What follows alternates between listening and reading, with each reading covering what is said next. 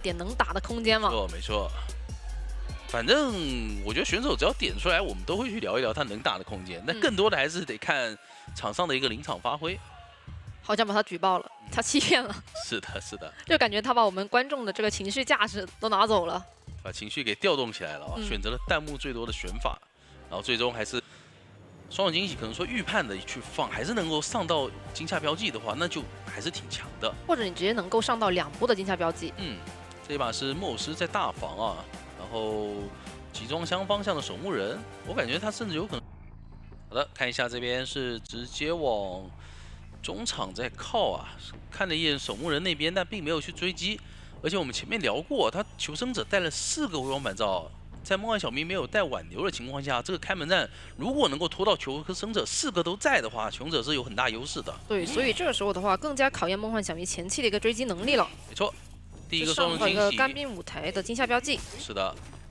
那飞行家的一个位置，他是不想干扰大房的密码机啊，所以他没有选择去走外楼梯上去牵制，自己是带到了3板的一个方向。这个点位要先交第一个喷气背包了吗？没有交，哎，直接平地再补上一个惊吓标记，造成了伤害，终于交出了第一个喷气背包。但是下一波你就不好拖了，因为它有一个移形，下一波哪怕你交悬停的喷气背包，你可能还是要被打倒。对，不过他刚刚已经是把它交出来了，那现在的话直接被击倒，时间才是1分钟，技能也没有吃出来。没错，这一波的击倒速度还是挺快的。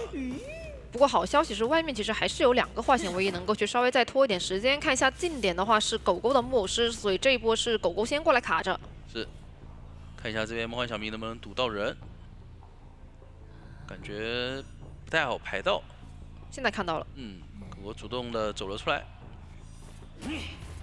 这点位有一个焰火舞台封技能的说法，所以得提前。哎呦，刚想说得提前交路易，但这里再补上一波，应该要打一个双倒了。对的话，双倒会直接吃掉。没错，但是还好刚才是在路易的一个持续期间，把绕场谢幕也交到了狗狗身上，那给到了一身比较大的身位，一个移形跟上。但是这一波是有悬停，悬停前面交过了，所以只能交平地的一个喷气背包翻窗，还行。这波拖的时间是蛮久的，而且你在没有双重惊喜的情况下，这个板子是有机会可以直接下掉的。一个血礼刀想骗，我没上到，那得等下一波了。等这个板子踢掉，下一波的喷气背包可能又要出来了。先交喷气背包，躲掉了一个印记，但很可惜，刚好是飞进了一个焰火舞台的范围啊，没办法使用下一段的喷射。但是这一波其实拖了还蛮久的。密码机现在加起来是差不多3台左右，3台多一点，而且也是拖出来的莫师刚刚的一个起来的时间。那就看一下这一波守墓人过来救人吧，直接震颤拉到椅子面前，上手掏。但是想补守墓人的话，还得上2颗球啊，也是把绕场谢幕再交到了守墓人身上。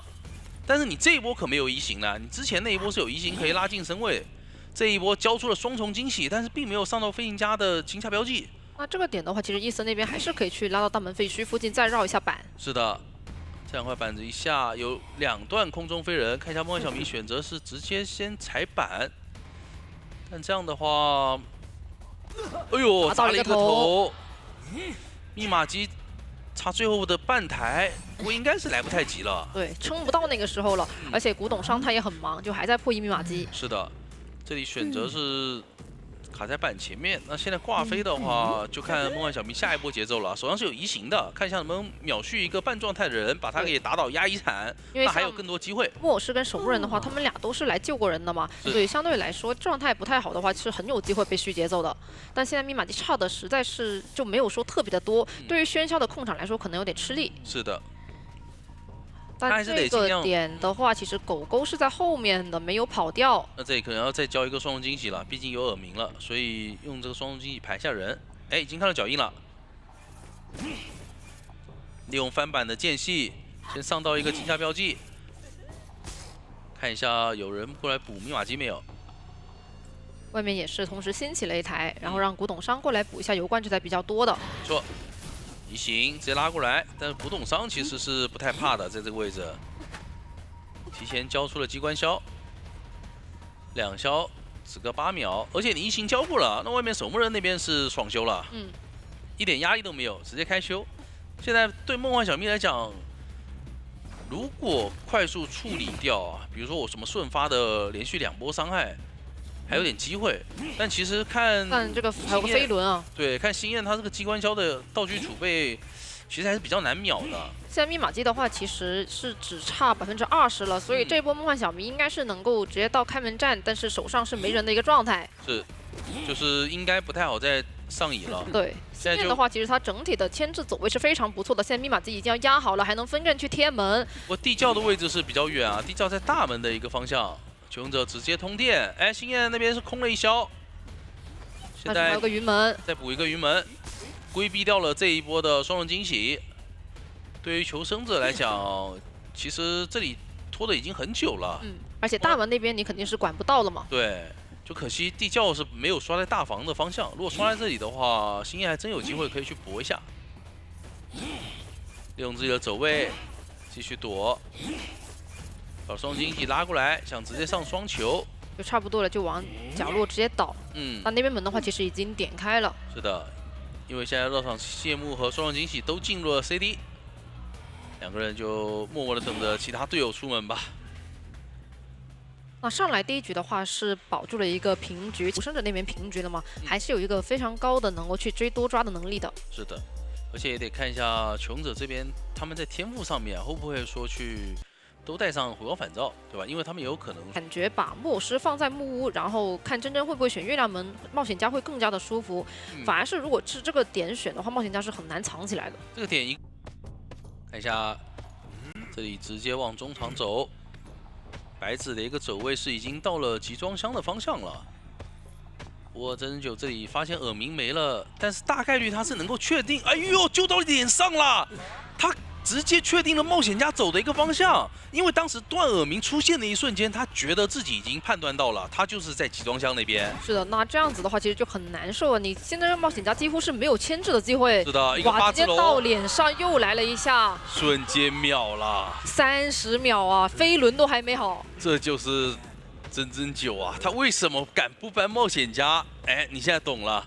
我就是敢放出来，然后通过自己的一个选点，快速的一个接近，把你给秒了。对，而且这个点的话，其实还是要回归到赛前说的那个区域选择上面，其实没有给到冒险家一个特别舒服的位置。没错。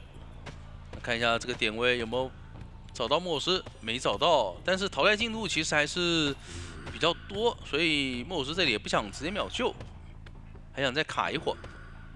那对真9来讲，其实倒也还好，因为倒得快嘛，倒得快的话，他是可以接受的。接下来的话，卡满的。对，接下来的话，其实对于冒险家来说，并没有一个特别好的2流空间。是，飞轮已经好了，看一下这一波能不能拖出化险为以外的时间吧。再交一个飞轮，但是你过来还是有刀啊。没错，不太好走啊。赶紧倒离反方向吧，不然要下地下室了。但是倒在了中场这样一个位置的话，还是会干扰到陈某人那台密码机啊。对，其实就2个点嘛，这个点你要不就挂大房地下室，要不你就挂到油罐去干扰陈某人破译密码机。是。且陈某人他现在的话已经是交过化险为夷的一个状态，他如果说要救的话，只能说换人过来救。是的，而且那边被逼走，队友又要浪费时间跑图。这里如果南过来救完人的话，应该是让南来补这台密码机的。先交一个飞轮，交出来。但输一剑直接选择兴奋顶掉。那这样的话，这个距离来得及吗？直接荣誉共鸣，把人给掏了下来。有没有机会打一波双倒呢？补上2个围龙，但是人是在里面的。战术一剑又交了出来，这一波直接选择一个跃龙。没事，先跟，反正目前的话还是有很多的处理时间。是的。但是愿力值其实是一点一点在被扛掉了。但我觉得对于他来说，其实压力并不是很大，因为这个冒险家其实差不多是在3台机以内就已经会被淘汰，而且你骑士去保的一个能力是有限的。是的，这里虽然封住了技能，但其实白子这里是一刀倒的一个状态，想帮忙扛刀一个跃龙，可惜卡到了障碍物上。是的，这波的话也是没有打到，但是还是处理掉了骑士，而且现在白纸这边也没有什么牵制空间了。没错。那这样的话，打倒冒险家以后是可以立刻续一下骑士的一个节奏的，可以把它直接挂上椅。密码机差不多是拖了3台多一点。看一下这一波智启的一个进度只有70%，起不来。是的，而且这里油桶还是一台大遗产啊。对于德武来讲，哎呦，直接交智启吗？那这里看一下有没有机会打倒，打倒了，人可以继续挂到油桶这里，甚至他后面还可以考虑去切一个兴奋啊，切个时长。对。且剩下这2台的话，其实是角落的一台以及中场一台正在修的。没错。这一波。 现在承载的话是提前想要去先拉走一下，有没有机会拦住呢？绕一圈过来。像雪茄，如果说被拦到的话，还是比较难操作的，因为虽然说你哪怕交了成云，你也不太好跨过这个围容。哎，兴奋交慢了一点点，但是影响不是特别大，反正骑士那边肯定是要被卡过半的。没错。哦，但是那边是选择让木偶师去偷人。 现在的话，看一下要不要考虑直接把气枪秒了。哎呦，上一波留下的围容，这一波还能用到，让你没法钻过来。打一波换挂。那对于真真来讲，这个兴奋是交亏了。如果没交的话，他后面还可以考虑说切个传送去打最后一台遗产。那穷者那边有一波调整。 调整完，那么现在真正可以确定穷者的位置了。是的，因为你一摸起来的话，其实证明你还是在附近。刚刚救下来就直接摸，直接抽了一刀。那现在坏了，我都不用考虑去守这个气象了，赶紧把南给打倒吧。这个位置打倒还是在遗产附近，还是能够去压住油罐的这台密码机。而且那边木偶师其实也没空去修机，他得去救气象。气象这波要卡过半了。对，好像还直接过半了。 那我手上在你救人之前，其实已经是有人了。那这个人家不就不救了，直接走地窖吧？嗯，勇者好像是这么打算的，掏了2下，然后直接掉头就走。那对真真来讲，要跟时间赛跑了。这一波看能不能快速的排到。他也知道穷者现在打算干嘛了嘛？对，就你不救的话，其实你只有一个方向能走。嗯，而且现在地窖也不在那边。 不过还好，真真现在的一个愿力值是比较高，哎，位置这个点的话直接到脸上了。没错。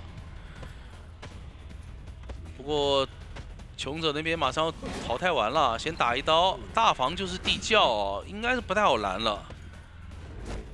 看还有没有说法。是的，先交兴奋。那这里在骗啊，继续拖。是的。先抢床，然后。 你还有一次入役的机会，但是他的围容呢也是有机会能够卡住你的。真真不着急，就继续等。先等。对，再补一个。然后你还得拆。但是下一波其实就不太够了，所以还得靠身位去卡，靠自己的一个位置。然后往回打。完成了一波4抓。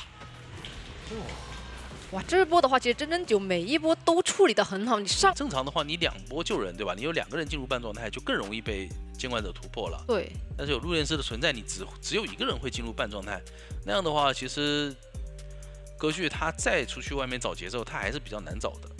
且这个时候其实是了。对，比较难追，不想考虑。所以还是选在了靠大房的这一侧。那大房就是我们说的那个情况了。你如果稍微击倒的慢一点。 那么入殓师自己反身一波，大副再卡死救一波，那密码机都7七8八了，4台稳定差不多。看一下没有选择去大房，直接往中场走，但中场是颗大副，可能说先顺路逼一下大副的一个怀表。至于这个位置，应该要考虑要交了。是的，对这个点如果找，哎呦，但是哦还是比较极限。对我刚才以为启言这里是不是假装自己断隐约想骗一波他，但是大副那边交的也是比较快。 但这个点的话，他是觉得伊森会在2楼的附近，那回来的话继续去找这个大副吧。是的，不过你回来以后，大副的一个走位并没有被你发现啊。那现在还是要回到最初的地方，回到大房去了。但找这个地方的话，其实入殓师那边是已经开始跑点了，而且他是先上了2楼再去绕。对他上2楼架住这个外楼梯，让你没办法走上去。不过好像是看到了是个气象吗？所以走了。还是想要去找后面的气象。对。 那这个点能够直接下2楼的板子呀？是的，而且下了板子，其实气象在这个位置它是比较好牵制的。有点想要去抓他们的机会，但是他们也没给机会，反而是拖慢自己的节奏的感觉。要考虑闪开吗？现在的话，闪现还已经是好了，看一下要不要去开一刀。没错，刚才那个地方星夜也是有意识的在躲那个闪现啊。哎呦，飞轮！然后刚才是交了一个强风好像，但是并没有刮到，所以这一波。道具上面选择一个沉云，在这个废窗，但是你云时间效果结束了就没了呀。是。闪现直接打倒。密码机的话是差不多3台。是的。当时他的第一波技能没有对自己的牵制起到帮助啊，对，被迫交出了那个飞轮。那现在看一下求生者的第一波救援吧。但这波的话，好像已经绕进去了。是的，是一波无伤救。如果你再去干扰炼尸的话，那边其实就要无伤偷了。没错。不过星烟这里第3个气象瓶是捏了一个强风，并没有时间交出来啊，回数贴的比较近。那看一下陆炼师那边要帮忙反身一下不？还是说没有反身，让队友再救一波呢？甚至都没有把灵柩给移过去啊！这波不反身带走的话，还是比较危险的，我觉得。因为这边有一个4连密码机的存在啊，就看破的如何了。而且目前的话，其实是有一点遗产。是。但这几台因为一直是挂在附近嘛，所以是没有处理到花圈的这一台。不过还好是那边已经是处理掉1台了。而且一会儿来救人的话，可能说你救下来气象不太有时间能够画好那个技能的，有没有机会捏出来了一个强风？这一波预判吹得非常稳。是的，那现在的话，狗狗那边是已经修好了，花坛的那一边有点想要过来帮一下。是的，想直接扛刀，因为他扛完以后还可以反身嘛。看一下这个侧刀，哦，打到了气象。稳。那这一波可以直接把气象给挂飞了。对，因为他如果说能够去帮一下的话，其实不一定要说要保多久，但是能够说把花圈的那台密码机给它修开。那如果说你修不开，现在那边留了台遗产先，肯定是要过去先赶一下你半状态的大夫的。对，不还好，这边是可以放弃的一台密码机，这边是30多嘛，多的那台是中场魔术师正在破译的，有87%了。然后现在看一下，把大副的最后一个表也逼掉。现在11得注意自己不能倒在地下室附近，如果倒进地下室的话，求生者这边还是比较难受的。是的，但齐岩的话也是先看一下有没有人去破译的那台密码机。一个回数，现在还想回来管3连的密码机，但其实外围是有一台的，这边3连已经成功被破掉了。对。再去找11，但11这个位置倒的话，可能会被挂在求生者的最后一台遗产了。那你现在还要去管11吗？那边2个人在想，其实密码机掉的很快的。对。你稍微玩一下板的话，其实就差不多了。是的。现在都已经80多，面还被砸了一下。而且求生者大副是有携带回光返照的。对，你现在要去管已经来不及了，还可以分个人去先贴门，然后看11能不能多撑久一点。没错，这11多撑1秒，那么离保平就更有机会一点，因为求生者是需要这个贴门的时间的。看一下开的比较慢，那来得及帮忙画上一个反身吗？那板子能够直接下。OK， 那边灵柩是操作好了，11还在搏。没错，又砸了一个头。哇，门已经开始点了，企业要不直接放弃呢？选择传门吧。对的，因为你哪怕把大副处理掉了，一会儿那个灵柩反身，你也是承受不了这个后果的。是，但你过来的话，我肯定不会让入殓师点门，我肯定是让有道具的这个魔术师在点呀。是的，这里现在还在骗。哇，好极限！翻了以后，一身交出了一个板弹，手上还有魔术棒，假装往窗走，实际是真的走。启言并没有出刀。是的，回来的话，这里看一下魔术棒能不能再救一下。是的，但是第3根魔术棒的 CD 是抽不出来了。但也没有影响嘛，因为灯笼门那边你肯定是已经管不到了。是的。你首先是在于你前期处理大副的一个时间，以及说你换了灵柩之后不想追，你传送落地之后，其实魔术师也是牵制了非常久的时间的。没错，双方也是再一次握手言和啊。其实这一把对于不说牵制起来，如果说能牵制的话，其实平面还是很大的。但如果说牵制不起来，雪球一滚。我觉得他这把有可能说去考虑带一个挽留，然后技能方面就是传送或者移形这样的一个选择来打。这样的话还有一定喧嚣选到了小房的位置，这样的话把大房的密码机先封了。而且如果说可以把火灾往3连的方向赶，那么开局求生者其实这个3连是不一定能够破掉的。对，因为你本身拉点那个方向其实也是往花坛那个方向去嘛。看一下是朝着火灾的调查员的方向去，这里火灾调查员选择先去中场绕一圈。他也知道，如果说我带到了3连，那么可能说对于队友来讲，这个3连后面就会被压着了。是的，这里的话是直接先交了一个气囊，而且真九的第一波双龙惊喜并没有上到惊吓标记，卡一下狩猎本能，继续跟。火灾大军这里带的是飞轮加化险为夷啊，我上到了2个惊吓标记，这一波倒是很舒服啊。而且现在的话，其实2个气囊都已经处理掉了。那这样的话，对于火灾大军来讲，它其实是没有太大的26和36空间的。这个下个双龙惊喜了，不敢翻了，因为他知道 CD 好了，再翻可能要被打震慑。对，这里拉过去再补一颗，补到了空中飞人，再补一下。是的。那其实现在的话就差一个干冰舞台的惊吓标记，这边板子一踢，等一个绕场谢幕贴近，其实就可以打倒了。主要还是看白子这里有没有飞轮规避掉这么一个说法，毕竟最后一颗是白色的飞轮，清空，哇，非常的秀。密码机的话已经是2台半了，那现在要再等一下了，双人惊喜拉过去，可惜上球上慢了，还是最终打倒。是，这一次稍微拖了一下，就他没有第一时间出刀想把这个。那个转盘给骗掉，但是真人9也是非常稳，等到人跳过去以后再去同时出这个双球。是的，加上这里有一波地下室。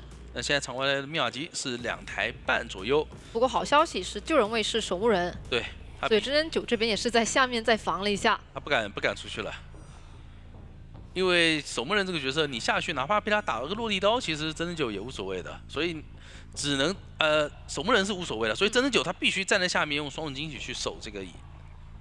陈灿来了，而且还顶到了，这一波非常的舒服。按到了守墓一下，没错，那直接打双倒，还是想打双倒，兵手上是有移形的，一会儿再跟上脚印，利用这个移形去追击。前面的话，承载能不能帮一手？这里肯定是要交枪的，但是因为移形的存在，其实倒也还好，直接交移形。移形去大防，把他压回来。没错，这里如果说能够快速秒掉的话，其实求生者是很难受的。补上最后一个球，白球，直接是击倒了。因为你付出了挺多的代价，你看守墓人给双倒了，然后空军还把自己的信号枪也交了，但是还是没能够保活这个火灾跳塔员，甚至再压回到中场的一台大遗产。对于求生者来讲，这一波的付出是非常非常亏的。而且他挂到这个后面的话，其实守墓人这个时候也是刚刚把自己的绝处逢生给他交出来，然后再往外面跑，同时的让空军赶紧贴过来。是，哦，中场的遗产空军已经开掉了，是外面心里有一台大遗产。那现在守墓人被逮到，空军这一波应该是要卖掉了，不太敢救的。救了其实也不怎么能拖，所以选择直接卖掉。关键是你没化险为夷，你来救人，万一给个双倒，一会儿空军也得进地下室。是，那边的话是直接移形给他移满了。没错，通缉到了守墓人。密码机差一整台，现在就得3个求生者去拉扯一台密码机了。这个点位直接上楼，熟练度非常的高。先跟着上到了2颗惊吓标记。现在还差一个焰火舞台的惊吓标记。说，这个板区不踩的话还是比较难上的。现在他知道这个守墓人大概率是交掉了绝处逢生的嘛，所以如果说可以利用守墓人没有绝处逢生这一点去做点文章的话，真人9还是会比较有机会的。但是前面铲子被打出来了。哎呦，非常精准！过板是拿到一下，2下，又过一手，哇，3下啊！就是想来就来，想走就走吗？这个板男是完全没有考虑去下他，因为他比较害怕在板后被直接上一个双球。是的。那现在空军是已经过来，而且这个时间其实他已经是前期补充了一个香水。没错。那现在密码机的话，其实差不多好了。是的，但对真9来讲也是有多抓的机会。毕竟守墓人这边是没有绝处逢生的，对，而且空军的话可能不太好跑掉。看一下这个双人惊喜怎么交，香水封住了，看守墓人这边，针对了一下守墓人，还是同样的板区，想上双球没上到，来得及吗？隔双刀打倒，那没有绝处逢生，直接移形过来看一下空军会不会去点那个灯笼门？是的，但是已经看到了空军去跑的方向，确定了。那这一波承载手上还有一瓶香水。这个双人惊喜能不能让这球消不掉？看一下，再补一下。毕竟是有挽留的，这波打到是直接倒地。射了。他是有挽留的，这一波震不震慑都差不多，但是可以看到心里那边好像回去摸人了。那你只要回来，对你摸人的话，两个人怎么走呢？你摸人的话，我确定你2个门都没点啊。哦，过来一看，耳鸣有了，是的，那我直接去处理就行了呀。好像能看到吗？看到了守门人的一个位置，但是有张狂，你真能摸起来吗？直接被击倒。这一波决策来讲，好像不摸人也没办法，因为3抓也是2比0结束。对于求生者来讲，上一局是一个平局嘛，但是他只能去赌这个，把人能摸起来去保个平局。对于斗武来讲，只有这么一手操作了。那也是恭喜 ACT 获得了本场比赛的胜利。可以占到便宜的点是什么呢？因为如果你主防是歌剧演员或者喧嚣或者跛脚羊的话，你可能带的化险为夷会多，那相等的你的一个牵制天赋可能就没那么多了。对的。因为你小丑人其实不好救，你一旦过来就很有可能不一定救得下来。那这个时候你的化险为有可能会被吞掉，你还不好卷到了左上角，优先把墓地的密码机给先封住。这把其实牵制最薄弱的就是这个教授了，所以教授中场他有一个拉点的空间，最好我觉得他是不能被找到，找到的话就很危险了。我们刚刚看了一下啊，天赋是真的，求生者没有防这手小丑，一个飞轮都没有，而且有3个化险为夷，很有可能都用不出来。对应的来说，这个倒地自愈可能带的也比较少。没错。哇，这满地的小竹笋，捡了很多的推进器。是的。这里带到了崩坏通缉，追到了自己最想追的星辰。星辰这里没有开局去往墓碑拉呀。那这里的话，小短板，哎，吃掉了无限锯，但是已经被架住了。看一下能不能再装一个无限锯，得顶着平 A 往里进。哎呀，但是有点小失误了。这一波是趁鳞片的一个中间有一个后摇拿到了一刀。没错，板子一下的话，其实牵制空间倒不大了。这里宠爱是可以来回骗的。对，小长板就看博弈了。先把这个吃掉。先处理一下这个板子。现在张狂是已经想起了闪现也好了，你一翻直接恐惧震慑。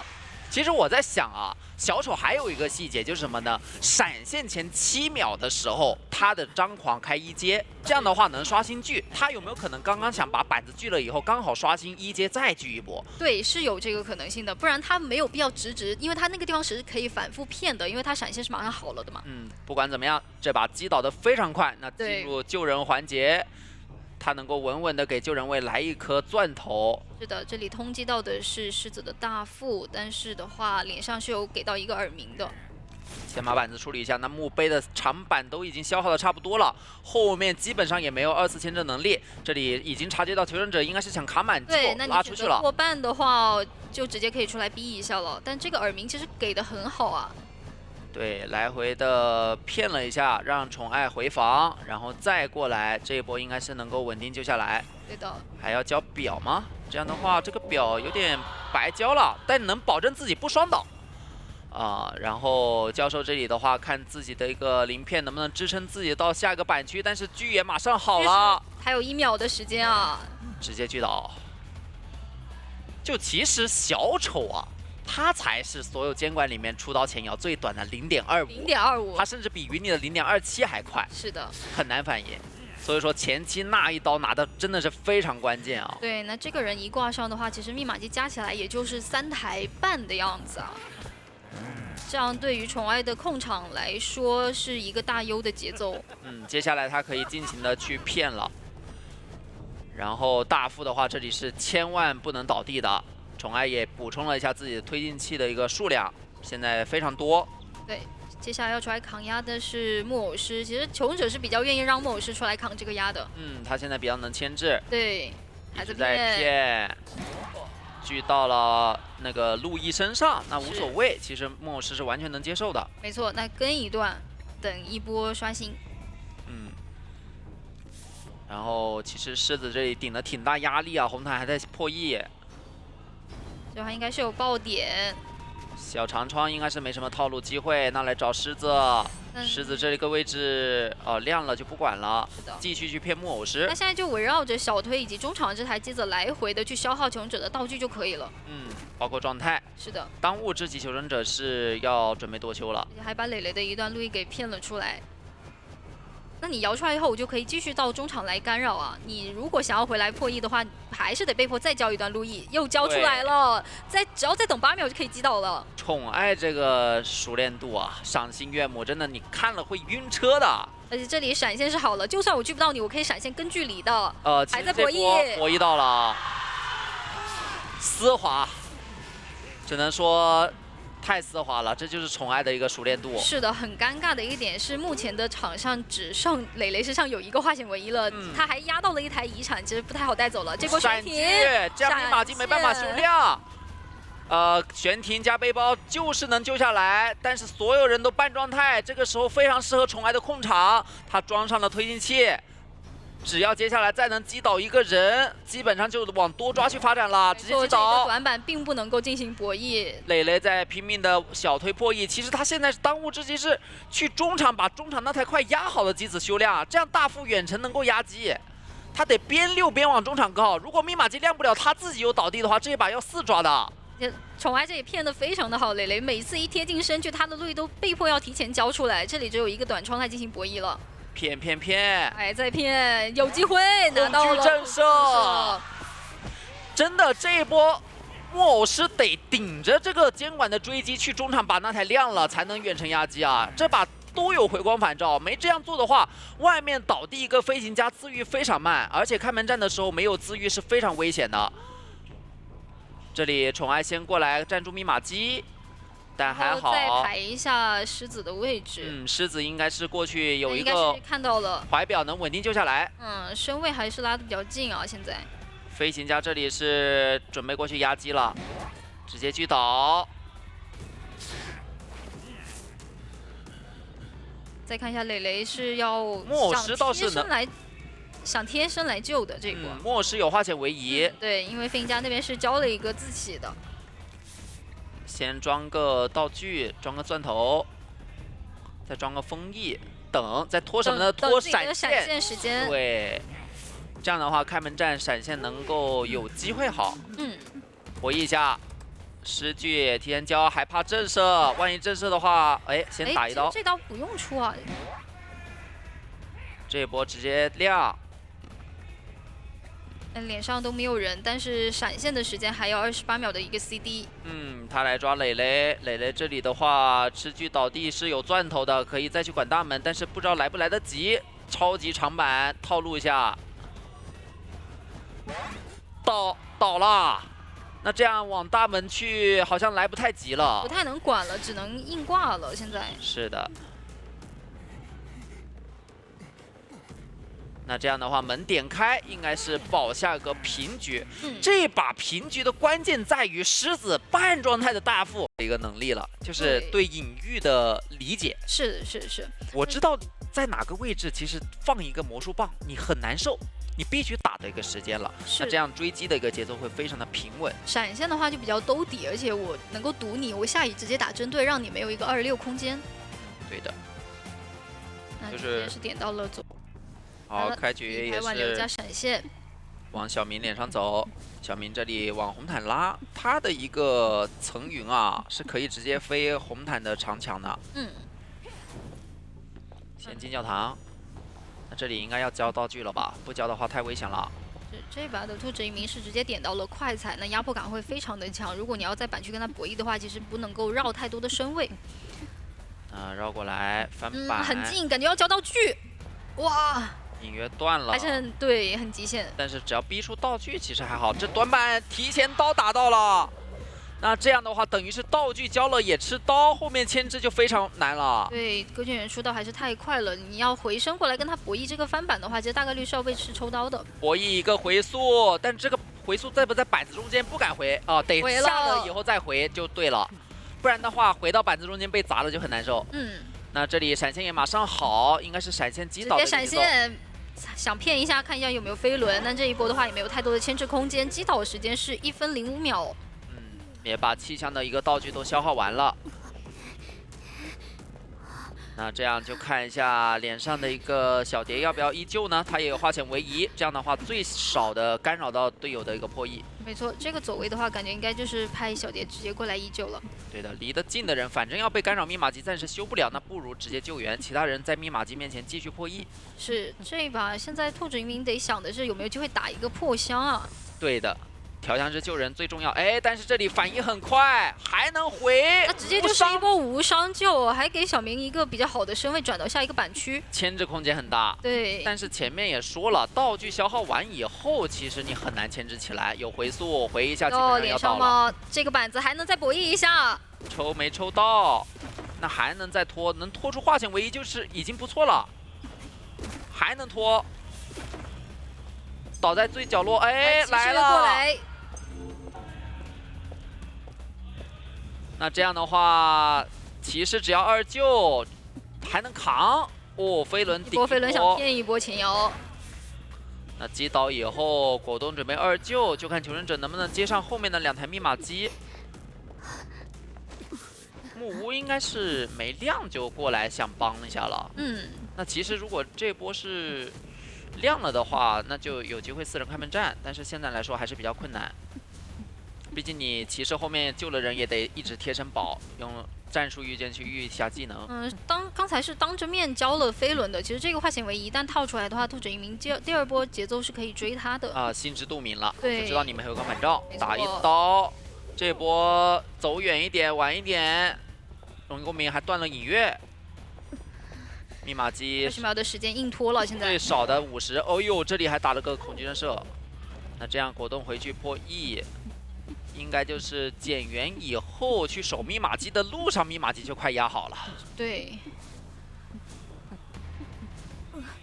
就像现在歌剧园的对局，它就比较节奏式的，你从开局第1个人的倒地时间，大概是能够预判出接下来的一个剧情走向的。是的，现在果冻也知道自己没回光返照暴露了，不能去门，不能让监管者发现，去做到针对。求生者这里是提前做好了准备，因为我可能抢，我有机会能压好，但是很危险。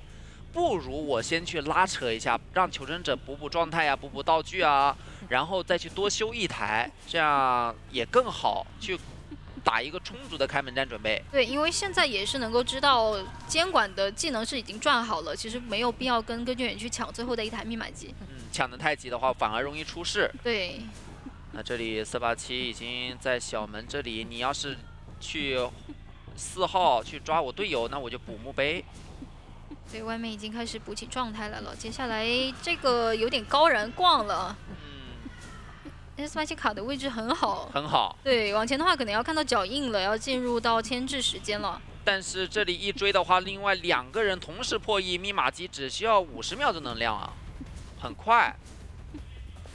哎，冲到脸上想要断你的隐喻，但是这一刀还是规避不掉。是的，那这样的话，道具还在冷却，飞轮看能不能撑到下一个魔术棒。 飞轮，魔术棒空地交，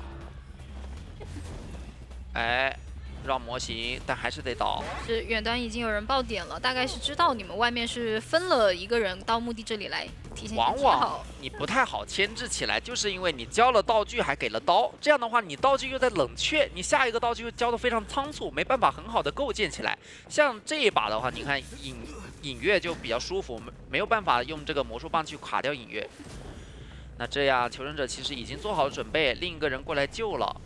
看到密码机还在抖，大概是不太够，其实是想要提前去找一下来救援的人的。但是这里其实果冻也卡得很好。对，他这一波就得针对果冻了。还有2个平 A。对。还想用肉身来卡一下，卡个过半，看有没有机会了。但果冻话绕另一边，想过半啊，那这样。 再救下来，我打算针对果冻吗？他现在想的就是有没有机会打一个对射。他在想魔术师有没有可能也没回光返照，应该想的更多是这个。直接给无伤救下来了。对，但其实487这里是无所谓的，对吧？我是有回光返照的，那我起身你就得做一个选择。大门其实点的也比较快。 果冻还有一个战术御剑，看一下能不能猜到。好，把技能封住。对，而且这里还是有板子可以继续用的。哎，全被猜到，全被预见到了。那这样大门已经在点了，这里击倒也得花时间去挂人。魔术师这里直反击到接传而且送在点小门，他们其实布置的还挺好的，对，已经做好了应对任何突发状没错，况的准备。也把你这个底牌给完全防到了。现在小蝶出来高燃扛压，哇，扛得这个非常的短板。好。一个蓄力刀击倒，但是传送已经交过了，小门是第一时间点的，那应该点开以后平局不在话下。第一回合双方战平。现在歌剧园把这个阶给开出来，二阶开出来的话，那这个控场时间就完全交给破仑了。但是 GW 这里一定有一个位置不会出问题，就是狮子的守墓人守。今天是完全单人的一个基本功博弈了，他选出来的前面这两个角色很看你的一个博弈手速。真的就是我觉得这把有2个飞轮，还算是比较能防范到破轮的。是的，这里是一个比较经典的牵制破轮的点位。有一个小柱子，就一般来说 solo 破轮都是这个点，直接飞，层云飞起来。现在的一个破轮冷却很短，5秒，马上可以变。对，因为身上是没有任何刺的，刚刚上到1下，那甚至可以找机会上2下。哎，直接落地了。但磊磊这也是直接交出了自己的道具，道具逼得很快。那再压迫一波就可以变了，把板子清一下，还有机会上刺。对，这个点位的话会比像刚才那个位置好滚一些。上到了，继续层云飞起来。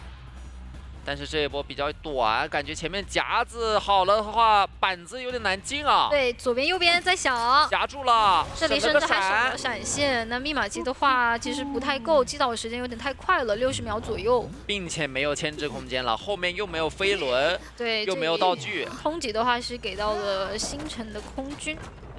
但狮子这里下个铲无所谓的呀，我想卡血还好卡。是的。宠爱只能说你要打他的话，那就无伤救了。还是得打，得打，得打。不打吧？不打吗？对，不然的话无伤了。那这样的话，一会儿守墓人都不用找人调状态，等他出铲，然后再打一刀。其实他这波救人没有太大的压力的话，我感觉早一点把他的张狂给填满。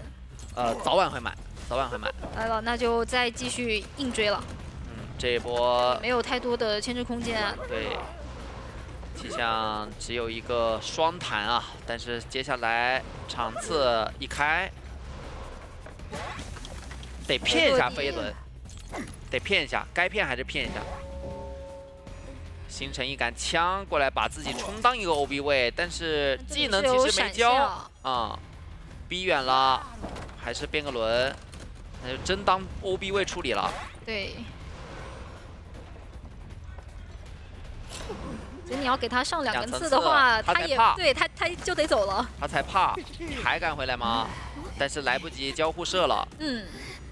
并且你后面你没有办法成为下一个救援的目标。是，但这一波倒是拖了相当多的一个时间，狮子这里的机子已经到40了。你看这一波狮子，如果是满状态，他还能再救一波。所以刚刚其实是打一下守墓人是更赚一点。对，这里是通缉到了杂剑员，给到1下。并且去另一边拔完刺以后，2个人过来救。对，这里的话是全员的位置都知道啊，知道该接下来怎么玩了。飞轮顶掉，给到1刀，那这杆枪不交了吧？反正26空间都差不多。打了拉远距离破轮，一个轮也能赶上。把它卖了，赶紧找机会调状态吧。哎，这波应该是要交闪。哎，但闪空了。这里很容易撞墙的。对，他卡到了一个夹角的位置。对，那磊磊的话还能再吃一个吸血悲观，对于队友来说就争取了更多的时间了。是的，这波闪现空了，对宠爱来讲是比较致命的，他得想办法快点击倒了以后出去多找补一些节奏回来。那这里悲观捏倒。区别就很大了。其实刚刚宠爱是为了什么呢？闪现击倒以后留一个吸血，留一个悲观去续节奏。但现在吸血、悲观、闪现全没了，全交了，对。密码机而且多修了1台，也都快压好了。是的。去管凌云，但林云生目前这个阵容里面比较能牵制的了，状态和道具都还有。对，吸血没好。对，而且你交过闪现了，完全不怕哦。你一落地，我就直接交球。对。2楼也在修，都有回光返照，可以直接亮了，让杂技点点门。都有道具啊，很丰富的道具。对的。因为你闪现交的时间比较晚，现在是知道肯定是还在 CD 当中的，你找这个空间其实没有太大的收益。枪还在手里，威慑力很够。门在点，对，得先管门。但是狮子一顿铲哑火了，只能想办法先打出来。但这个满铲35秒啊，就硬拖地窖就在那边，这一把甚至有可能3跑。空军已经在往另一个门走了，打一刀，空军马上到门口，地窖即将开启，变轮5秒的一个 CD，5秒好像来不太及了，地窖要开，那这一把轮赶出去走出去了。会更重一些，对的。但同样的这张地图，有这个不稳定的电车哥哥，邮差在一个比较远端的位置。其他2个角色的话都有一定的拉点牵制的能力。是的。但同样的密码机相对来说，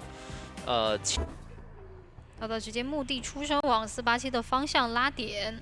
这样地图其实带移形的多，带插眼的还是比较少见，那得架住看一下有没有这种机会了。487这里远程双重惊喜已经给到了一下白色干冰，再来一下走位是扭掉了，那这样给到一个移速性跑得很快，高低差这里插个眼，插眼不丢视野。那只能等下一个双重惊喜，但是下个双重惊喜要不要上楼？没上楼，走后面。走后面的话是有机会盲上的。可以交球了，对，交球拉距离了。哎，反绕回到眼区。这个位置，哎，给到一下粘土。2个球上的还是比较快啊！再一波绕场谢幕，拿到了第1刀。张狂起来，空中飞人有了。往前的话，看要不要跟一下。能上2个色吧。有点难。是的，卡板很聪明，逼你要被迫踩一下这个板。前锋已经过来 OB 了，他们的一个打法就是不倒翁政策啊，就尽量不倒外面的哭哭修。双重惊喜，再上一个焰火，一个恐惧震慑，还给到了恐惧震慑，那前锋的压力会比较大一些，熟练度很高啊。是的，空中飞人赶到脸上，回来假装要签吗？硬签，带了快签的。是的，有息弄在。这样先强摸一会儿。那你过去的话，螺旋，他想要借着一个空隙把这个人给牵起来，但果冻防范的很好，对，交球交的很果断。是，我知道你那个想抓我一个冷却，是的，但是我强摸的话，你又没有办法像其他角色一样打正手，你只能一个球上。没错，但是现在2阶也已经开出来。拿刀很快啊，前锋这里也受伤了，而且球量不多，只能先作罢。那另一边让队友来救。是的，这一通接到了前锋，但是这一局的话没有化险为夷能救啊，前锋的化险为夷救不了，所以说没有办法像其他队伍去打喧嚣那样用化险为夷拖时间，除非就是一个人卡着不救，拖到前锋摸满以后再来救，应该是要卡板救一波。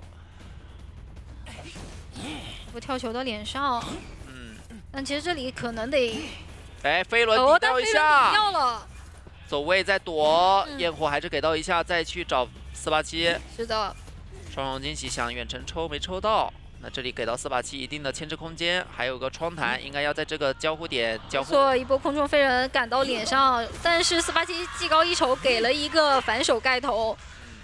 前锋还有至少能撞下来撞晕一次的机会，后面一直陪跑，兔子渔民压力是有点大的。对，但你因为补了状态，也知道你们的密码机进度肯定是不够的。这里给到兔子渔民能处理的时间还有，刚才前锋已经撞过很多次，球量是能够预算。又一个交互，他没算到这是一个短球啊，直接撞下来。这波有点疏于防范了。是的，是的。因为觉得你前面当着我面交了比较多的球，应该不太够了。对，算球出现了一点小失误。是的。那这样给到87，再一次交互吗？这一波双重机器还没拿到刀，那这样的话，还行，震慑了。这一波空中飞人很关键。是，但其实果冻的球量没有很多，往你脸上一能站，吓你就行了。对，还是给到比较大的压力。你只要看到我手上有手持物，你就不敢对，有接。一个飞轮。哎，但飞轮想规避，提前交了，给到一刀。感觉应该要来把人给签了吧？其实直接贴脸就是可以的，看能不能贴到脸。这个化险为夷能不能触发出来很关键。但同样的，前锋这里也还没有回光返照，也来不及贴了。那等队友过来救吧。小明跟果冻2个人一块。小明可以倒，小明他是有回光返照的，小明可以倒，最好能扣到个球。密码机的话，马上要压好了。那这样的话，487被救下来，也有回光返照。小心这个不擦刀牵人就行，倒地的一瞬间翻个滚就得亮。这里兔子一鸣也一直在骗，找个机会把你打在墙上，然后对快速，1877现在想的的就是看有没有机会找一个交互，但位置被卡得很好啊。还是能量。那这样4人开门战，砸到了一个头。再砸一个头。那这样的话，基本上秒不掉487，另一边门已经在点了，甚至有4跑的可能性吗？这里也没打到，门马上就开，一个闪现马上被反翻了，往地上出吗？地脚马上开了，能签吗？跳下去了！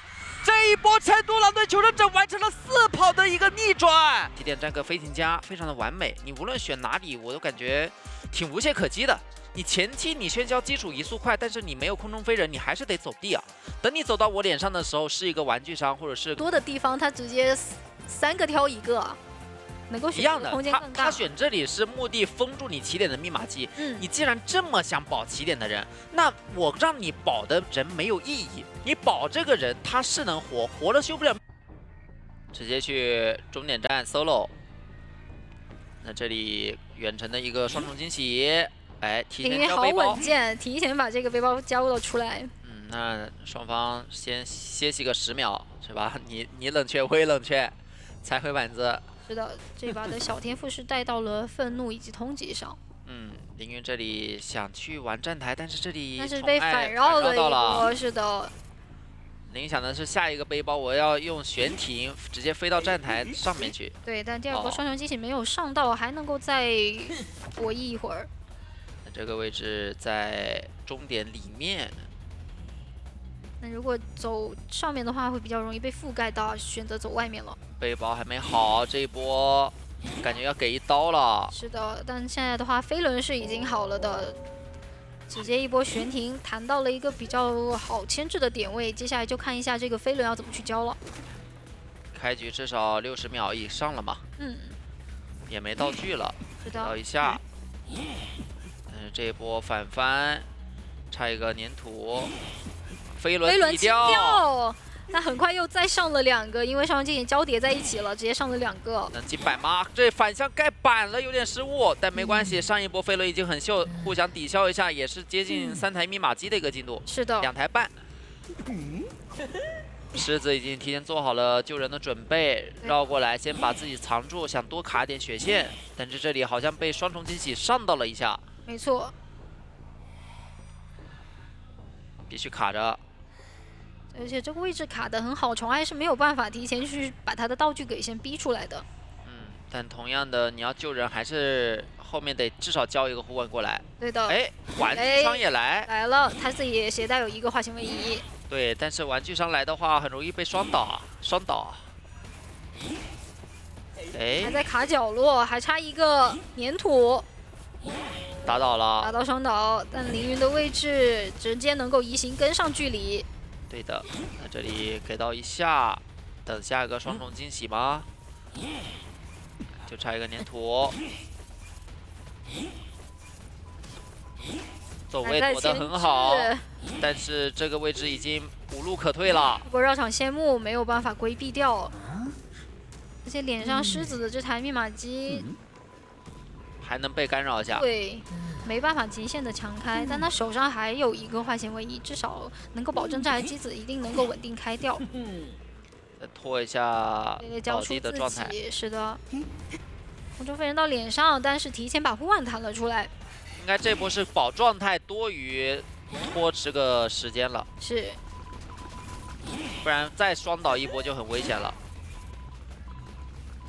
试图想回头摊一下佣兵的一个状态，但佣兵的话防范的很好。他肯定找玩具商补状态去了。是的，后面2个半状态的话太危险了，一旦倒地，后面就进入手艺节奏。对，先挂飞行，能摸起来个玩具杀，那更确定佣兵跟玩具商在一块儿。这里往起点去嘛，起点没必要管了。一个空中飞人过河去火木马找，哎，直接找到磊磊，找到磊磊，但是这里有跳板，把自己带离终点的一个3连不。会抓的，他就是想控这边半场了。嗯，磊磊你自己，我说白了不抓你，你也得回来，因为你要修。哎，钓鱼执法把你调过来，我再过去。2个标记，他能进板啊，给到但是他一包其实没有太大牵制空间的。这里能跳出来吗？宠儿压的位置很好，哎呦但是还是找到了一个缝隙跳了出来，感觉得回去。极限跳出来了。是的，佣兵已经在修，自己移形也好，空中飞人留一留。双方求生者这边爆点倒是比较及时。得佣兵躲起来，让小说家再摸一波玩具商。现在都不能顶压力，谁顶压力谁就顶了无效的压力，因为现在另一边的队友是非常安全的。是的，宠爱的话也找不到佣兵，硬找也不好找呀。狮子这里还有2个护腕，躲在了帐篷后。对，状态调了起来，但对于宠儿来说还是有打的空间啊，因为他这边是一个3连，他其实能够控场的空间会更大一些。就看一会儿贴脸以后能不能快速拿刀。是的，这里起了一台火木马，再加3战，星辰往后撤，直接出动。星辰是哎，飞轮加化险险为夷。那这样标记就差一个焰火转一下，飞轮想规避，差点抽到。是的。中华倒是把外面的密码机解放出来，但是这里的牵制空间其实没太大了。直接击倒。是你一翻过来的话，这里也可以空中飞人跳过来。他其实可以挂在这边，然后用移形去抓那个修密码机的人。他这样往回挂，也行。就是觉得你们可能密码机留移形了，对，给开门战留密码机是不太够的。再看一下抖动情况。红木马在修，求生者如果卡半佣兵会双倒，不卡半过半，其实他就传玩具商了。这里是提前看找到的到位置，那这里是有机会打一个拦截的，逼迫狮子提前把道具交了出来，手上还有一个护腕，再弹到脸上，感觉得提前救了。对，密码机也能压好，打到佣兵。那这一波小说家，哎，这个时候直接要过来，但是被换位。亮了，亮了呀！对密码机没有太判断好，甚至小说家其实才是他要找的那个人，没有回光返照的。对。那这样另一边佣兵去点门，玩具商也可以在这边多拖一会儿。只要倒地以后挂的9，没有条件再去起点了。这里躲得很好。而且移形也已经交了，就势必管不到外面了。那就是一个保平，宠爱也算是完成任务嘛。对的。只要保平，那接下来双方换边突指英明必须4抓，因为3分你是3抓不够的，是不够，对，还是要稳抓稳打，一个勾一个勾的勾到，然后拿刀。对于这个过山车，它也没有特别强的反制吧，开起来就没反制了。对，开局的时候我还能去起点放个夹子啥的。得看他这个接下来的选点能不能堵到。换选择是想预判一下你这个心理会不会刷在电信桥。对，会觉得你们刚才已经骗了一波，这回很有可能还是要把心理放在这里，也算是一个反心理了。对，但是如果是比较要求求生者，好的，进入比赛画面，直接往起点来找果冻的飞行家。那这个位置也是先挺多次的了，对，先哎，勾下去。可以一个特殊的小细节。那一勾换一个道具，其实不亏啊。但是我的钩还在，是的勾到了，开刀开得很早。没错，但飞行家其实后面来说啊，他就可以没必要提前交道具了。他有一个悬体，你勾到了，我也稳稳的喷出去的。对的。所以说只需要短板保证短板不给刀，利用板区就好。但这里板子下的比较快，就意味着这里的牵制空间会越来越被压缩下来。是的，那这样飞行家看能不能有刀吗？还好，认真一下差一点点。是的，无所谓，给他勾都行。但是你这个平地刀给了，就有点亏了呀。而且这个飞轮也没有反地下应出室来。再一波地下室的话，可能心理学家得提前往外面去换一台机子，这个只能让守小墓人来，守墓人倒不怕地下室，他可以直接蹲下去。是，所以兔子移民应该是不敢出去守吧，应该要下面守。他觉得过来要时间，但对，求生者这里其实已经提前到了，那这样的话有个无伤救冲出去，一波想打落地刀，给到一刀，应该没有太多想法，还是要直接往。他还是小骗了一下，想看一下小明有没有可能趁这个时间出来。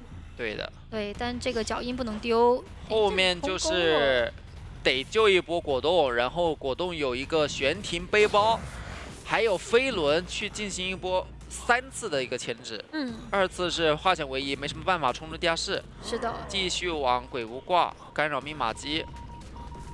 那小明这里状态很好，其实也是完全可以让他进行救援的。没错，这波挂回来的话就比较赚，但是他其实这个2阶想开的比较巧妙的话会比较难。他其实关键点在于什么？这把得想办法勾个震慑。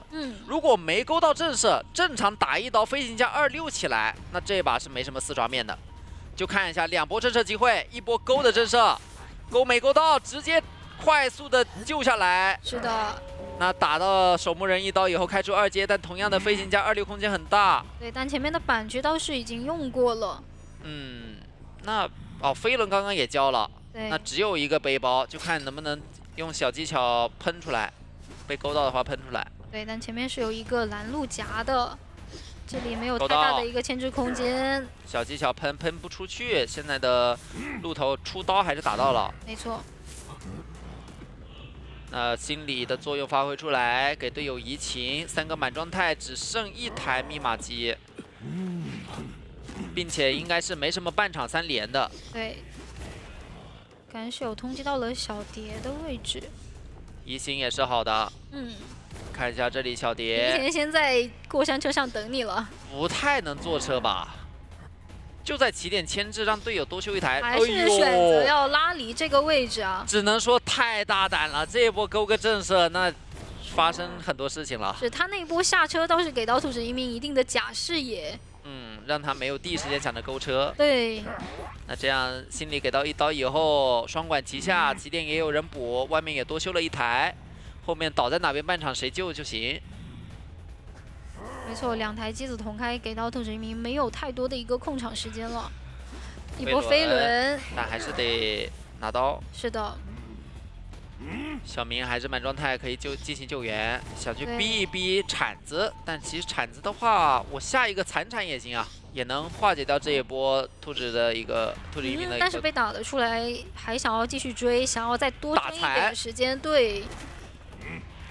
那只要回光返照够的话，后面即使残状态也能救下来。这样心理学家是能够交出自己的，小明是其实无所谓啊，自己很快，对，勾到一刀。密码机也80多了，再过10秒就压好。小蝶偷偷摸摸走掉了，那你现在脸上只有一个守墓人，而且还有道具啊。钩子还空了，那这样往对面传。一个风亮吗？亮，夹子没有生效。对，反应很快，司马七。那你提前把这个屏也好给了，交了的话，你其实不太能够管到外面了。没有挽留啊。所以说这一波只要开门战，基本上就是没有任何4抓面了。现在对于神狼的来说，看一下能不能争个3跑，多点金身。地窖的话在对尾面板的位置，一个高飞，那应该就是在这边继续多牵制点时间出来了。是的，地窖在对面半场，你拖3分钟去换地窖也不太现实。而且现在的状态也比较差。飞到终点站去这里，哦，那还是够到。是的，那最终一个平局，恭喜成都狼队获得本场比赛的最终胜利。关键点还在于第2回合的那一把，甚至说你可能在牵制上，大家还都有一些反制的机会。他真要把这一手破轮变成这个自己的一个超级绝活了，对吧？我要超越不叫杨轩霄，就是对对在我面前破轮一定是有反制机会的。拖时间的能力真的很强。嗯，是看一下选点，因为莫老师这边是选在了鬼屋桥，夕阳无梦也是选在了终点站。是把小人马给抢下来，然后让仙无梦去抢这个终点。那你过来滚我的话，我还可以去上一手木马。是的。而且你再往前的话，其实像鬼屋那个地方是一个救人位嘛。他们其实都有自己不错的地形啊。对桥上我有，边上有。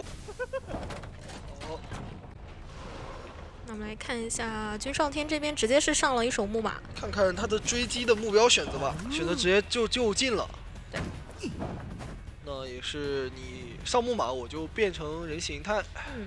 然后这边有一夹个子封路，但是哎，好像夹中了，那逼出了一段道具，选择再变轮。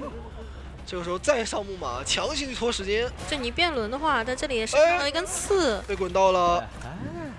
哎，但是这里是刚才这个木马好像不太该上啊。对对对，这样反而是让自己近板的距离变远了，而且这里有一个夹秒的一个机会。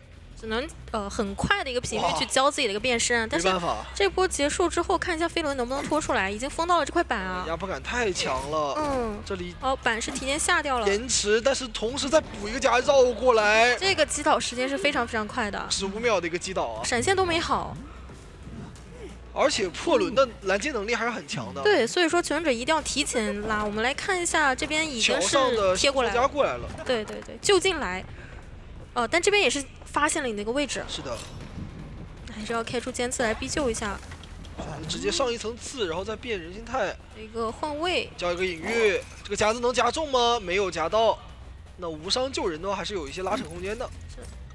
好，这边的话直接交闪现，不给你2次牵制啊，不然再多拖一会儿，你没有这个化纤维效果，你就可以牵制我了。是的，很果断啊，这样的话配合张狂开出自己的一个2阶。那目前是进入到一个破轮的节奏。是的，君上天的话只能说往其他队友那边倒一倒，帮他们减轻一下救援上的压力，也是把终点站给让出来。不过还好是外面都有化险为夷嘛，还是有很多的一个拖时间能力。这边也是直接摇表了。是的，一花的话只能顶在脸上，不然的话他被拦截就不好救嘛。是的，不过这边这个尖刺是已经安全度过了。根据自己这样的一个摇表的一个时间，再去拖一会儿，第2段摇出来，全都摇中了。但是看一下淘汰进度，还是要去博弈的，感觉还是比较充裕啊。那这样正常救下来，看一下木偶师这波能不能去拖出自己的一个化险为夷时间，毕竟他手还有一个飞轮。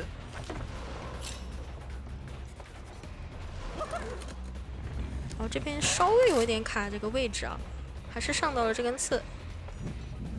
香雾梦他通过这样的一个地形，还是给到轩辕天很大的压力啊。对，有很多时候你是没有什么视野的。看一下这边这个2阶要躲掉，飞轮躲掉，看这个夹子，也是走位扭掉了，很漂亮的一个36。前面还有一个夹。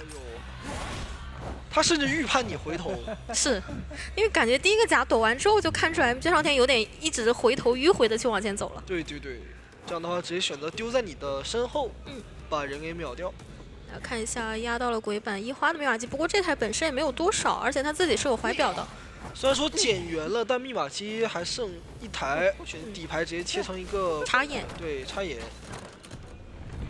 不过对于库伦来讲，虽然地图比较大，但是他两边来控的一个速度还是非常快的。对，就目前这个节奏来讲，双方的一个平面还是很大的，毕竟他也是没有挽留嘛。哎，这边的话，而且这个落地夹吃到了，那手上没有输液，有飞轮，飞轮顶到这个夹子。那看一下这里还是比较危险啊。看减一下移速，看一下选择抽刀。我这里感觉还是要被秒啊，对，压力太大了，有点不太能转出去啊，因为他隐喻吸的还是这个倒差很多。这个位置没有办法。那看一下另外一边，樱花的密码机是40多的一个进度，项目应该要打一个战术放血，然后来回拉扯耗道具跟状态了。对，最好说把这些自愈都给耗起来。因为破轮的机动性很强嘛，它通过这样的一个拉扯，让你求生者来回的去赶路。是，哎，这波可以挂，因为另外一边还没有起，那就让那边是有插眼的。对，让你呢又得来救人，又得去摸人，没有人能碰这个密码机。对，现在两个人都很清楚，他那个位置就在3站附近啊。哇，感觉就是破轮真的很忙，但是忙的有效果。对，每一波都是有很大收获的。在边轮，小周家的输液这一波必须得吸出来了。其实也很快了，已经吸出来了。是的。好，一个换位。但这边因为夹子提前有封到，觉得你就算吸出来，你没什么地方可以去了。这也在你的计算当中吗，仙无梦？就想转这个板，还封住了。太老辣了。好，这边稍微骗了一手啊，还是给放下来了。那樱花那边密码机其实也不太多，就修了10几的进度。主要我只要一变轮，你这个密码机的人压力就不敢修了。对，要赶紧跑。啊，这地方已经看到了一个位置。哎呦，那大副这里真的很难牵制，对。机制上的克制啊。对，你也不可能带一手飞轮吧？这样求生者就要不停的去补状态，不停的要去跑路。而且大副这边他刚刚已经是挂过了，其实时间上跟密码机进度不太允许他们再拉扯下去了。标准的通过不停的换追来创造上挂飞的一个思路。因为仙妖梦这边永远是比求生者更早到达另一个半场的。对。而且刚刚大龙这边他的一个换位是用过了，所以说这里有一个飞轮操作了。哎呦，但是他躲在墙后，反应不过来。我说实话，仙妖梦真的是博弈全赢啊。哦，那这边的话，其实你就算救下来也没有什么关系啊。对的，这样大副的话也是被迫把自己的道具给交出来，但是只要上到这根刺，那么游戏就结束了。上到了。因为密码机是完全不够的，他只需要等一个悲观就可以完成一个2度的减员。是。再摇。这高低差能为大副创造生存空间吗？争取了很多时间了，已经。仙妖梦这边好稳健，完全不着急。他知道密码机不够。对的。90。那这样的话，又的一个进度被挂飞之后，看一下小说家那边是直接点终点站的门。看看3岁这边能不能去操作一个地窖吧。对。仙妖梦的话，他这里还是有被平局的风险的。得看赶过去有没有能不能来得及啊？那边的门其实很极限啊，80的一个进度。果断的选择想去关门，但是大龙这个门很多，99。开，手里有飞轮，怎么说？哇，99的门来，开不完，他是没有自起的，而且那边3岁是没有选择点门，相信队友去蹲了一手地窖。是的。那这样的话可能会来到一个4抓局。那这样的话，3岁可能要绕很远的一个位置啊，还是说等一下大龙这边直接淘汰？他现在是进退两难。是的。点门的话来不及，蹲地窖的话队友是一个满挂，而仙妖梦这个破轮直接赶到了你这边而来3岁人的人影，坏了。那只能牵制地窖了。他这里还没有道具了。是的，因为前面来回拉扯，他道具全都用来赶路摸人跟救人了。那我只要一个夹子卡住窗口，你就必死无疑了。交一个飞轮。但现在队友才刚刚过半，而且离地窖也很远。是的。没有任何生存空间啊！这个位置还是要被一刀击倒，那么拿下一个4抓，这就是仙无梦的破轮啊！真的是感觉好像回到了好几个版本之前。对，就感觉现在确实很多的监管从第2周开始也是频频开始变招了。那这个阵容下的话，确实像刚刚那个点嘛，他不舒服。你角色被克制的话，那你肯定是很难去拿到分的。这边看选点的话，也是选在了死木马的一个位置。而且再加上像喧嚣跛脚猿也毕竟是上了一个赛季了，所以说对于很多队伍的求生来说也是研究的很透了。但是看一下是直接往桥上去走的，这边是18的飞行家。可能觉得起点这个位置比较难处理吧。加上确实有一个过山车。对的。好，这里是皮皮虾的魔术。原生从桥上经过，也是稍微干扰了一下18的破译。2个人通通的有干扰到，而且的话，终点这边密码机被封锁了一台，难道是提前为自己去控场做了一个预备吗？可能已经开始做铺垫了。对对对，先铺垫一下，直接选择放狗。那这边信徒是直接跟着破板的，看一下前面这刀。这刀是你肯定要吃的，没有办法。但是旋转马是有人在破的，所以说对于求生来讲，这个密码机的一个压力还好。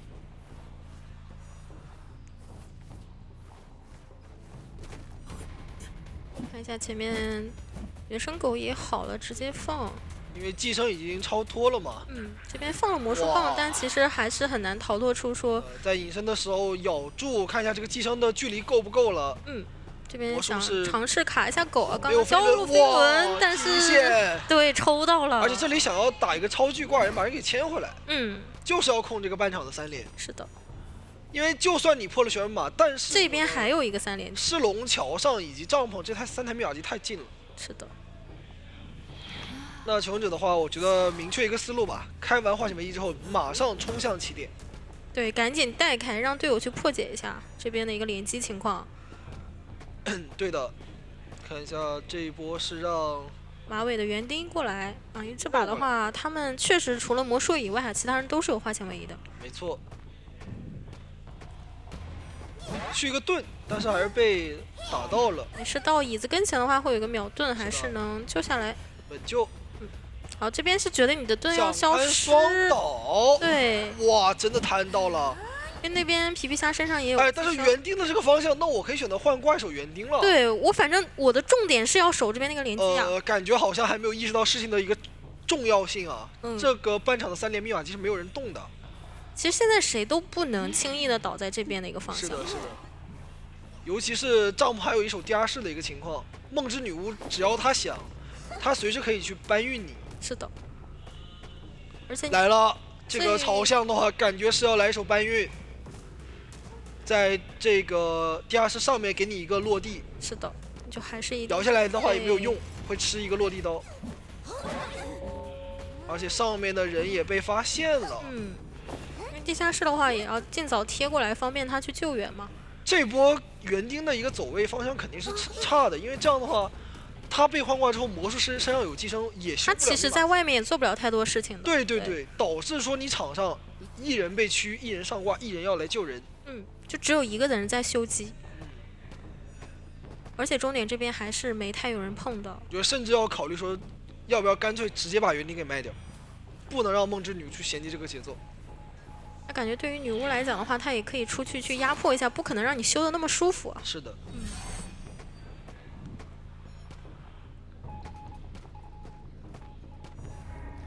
直接放狗。因为淘汰进度已经过半了，选择进行一个逼救。这边的话，感觉不是特别好救啊，因为底下还是会有一个信徒在。这波救人是必双倒的。这边再放一条狗，而且我看一下咬到了，好像救不下来。对，如果他救不下来的话，摇到了。但是只要不是震慑就可以。对，还是有被震慑的风险的嘛。但是还好是逃下来了。这边这个信徒他没有提前在这个楼梯上啊，看一下这边又打了一个双倒。对的，不过密码机的话也是赶紧抢了很多。现在看一下东玄能不能去守住这台了。那这台应该是要亮了。亮了。哇，太关键了！这台密码机点亮的话，求生者就不至于说进入到一个4抓节奏了。而且魔术那台压的会比较远啊，这边就算是双过的话，飞行家还是有道具可以救一下的。选择直接亮，那上挂飞的园丁也是弹了起来。好像东玄这一波没有控住了。对，还是那台机加上人是被救下来了嘛。就如果能调一个信徒去守一下终点这一台的话，可能会更好一点。这样的话，18在角落里，但是无所谓，他有点超距了。因为这个是枯草的一个寄生信徒啊。是的。没有办法守的那么舒服。园丁是选择直接送寄生，知道你梦之女赶不过来，这边好像要等一个底牌切传，直接传到起点去补上一个信徒。但是这样的话，也就意味着终点是彻底放开了。而且又打椅子，不过18这边有点想过来偷人的。对，他飞走了。是的，就可能看到你这边也是切过来了嘛。那么先把园丁给减员，现在求生者一个上挂一个挂飞。18的话，他是没有趁这个时间去强行点门的。对，我感觉他如果强行点门的话会更好。就稳走一个了，因为现在对于东西来讲有点守不住2个门，但是挂飞掉园丁之后就能分出来精力了。变成2人开门战了，变成2人开门战的话，还是有一些机会的。感觉求生最好是拖一下挽留会比较好一点。而且18这里的道具也是用光了，梦之女巫是有携带追猎的。对。我手里有一个飞轮啊，前面看一下。飞轮，这个信徒要掉。不过他的一个原生信徒还是有传送的，可以选择寄生起点的人，然后再传送到终点去。这边寄生给了皮皮虾，而且皮皮虾交叉逼走了。对，传终点那边的门进度比较少。不，他这里是吓唬一下18，因为他这个信徒要超距。他本体得立马往终点方向去赶啊。你看一下挽留的时间还有8秒钟就要过去了。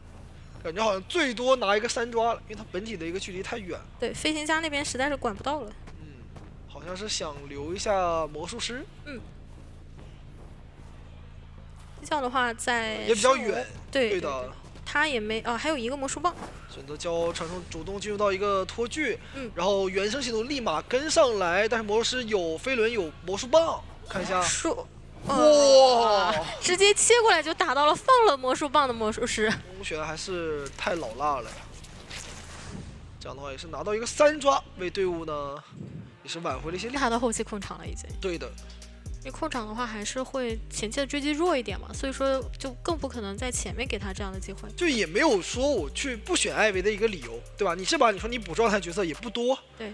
克制我的一个艾维断。那这样的话，就看你这个16怎么样去操作了。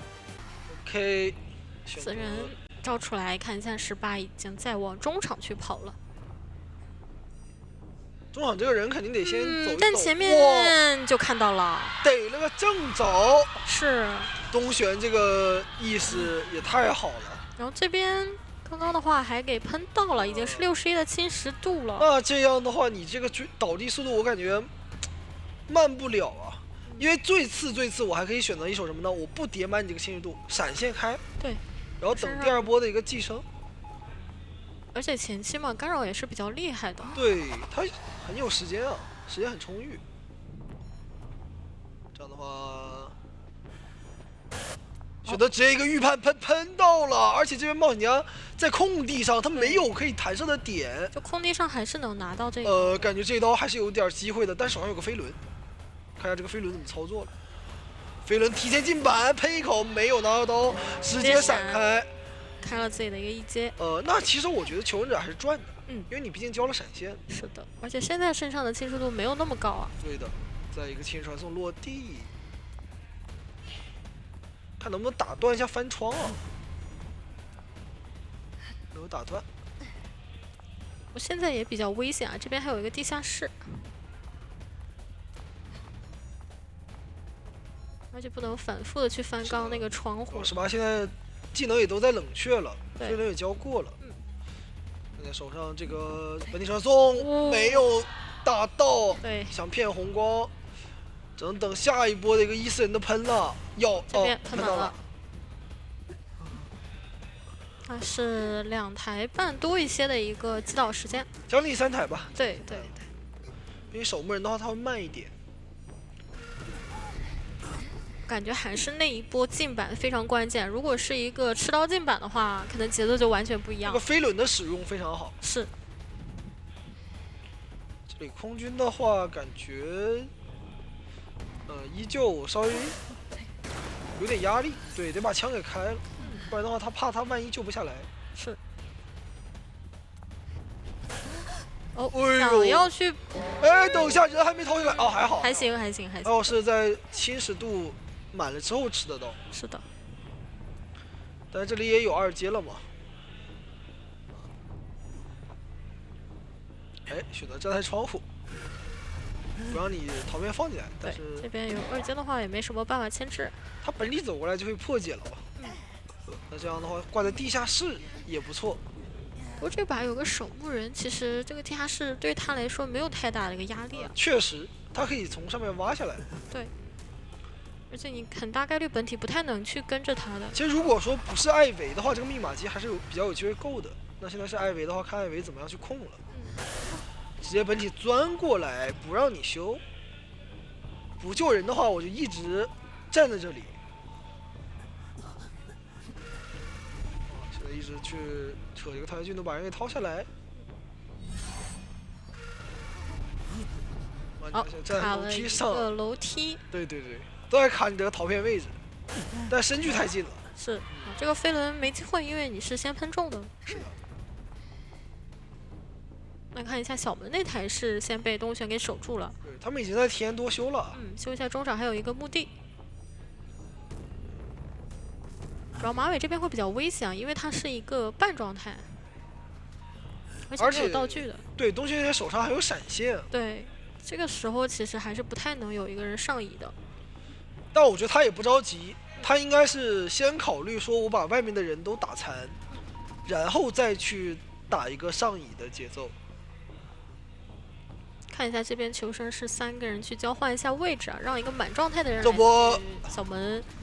看一下守墓人，他这里是不敢下铲的，对，怕被打断啊，直接闪开，立马趁插刀下铲啊，不然的话很危险。但是还是被喷出来了，哇！那这样的话是能挂到小门的这台比较多的一个密码机，不过另外一边也有一些进度了。这也就是守墓人的一个弊端嘛，就是我就算下铲了之后，我也怕你用70度给我去叠满，对，因为我会从地下直接出来。中场那台已经是93的一个进度了，很多。还好外面有一个满状态的火灾，并且呢它是有一个化险为夷的，所以说这个救人的话还是不成问题。那这边如果要是有一个换位的话，其实密码机是不一定能压好啊，因为空军这边的状态比较差。是的，我觉得现在的一个问题就在于这个开门战去怎么处理。直接传混血的点亮98，差一点点。因为你亮密码机吃到这个回光返照的加速，让它冲出了这个。对，不然的话可能亮完之后你是被喷满的。范围只能说时间卡得非常好。你知道你这样的一个2阶的侵蚀传送交掉之后，好像有点压力。坏了。现在的话，你没有一个2阶，没有一个闪现。而且主要开门战的话也没有提前去铺垫啊，所以说得等亮了之后我再去调动一下1-4人。对于求生者来讲，你最通俗易懂去打艾维的一个思路，就是去先拖挽留。是。这边枯草是有在偷偷点这个门。没错，只能选择去找一手。那么这个时候他就可以选择提前去下铲了。传过来。想要再去秒空军，空军没有道具，应该是。这波应该是可以倒，对。没事。就倒的晚了一些。对，另外一边的门被点开，2个人都有道具，而且这波传是传到了中场。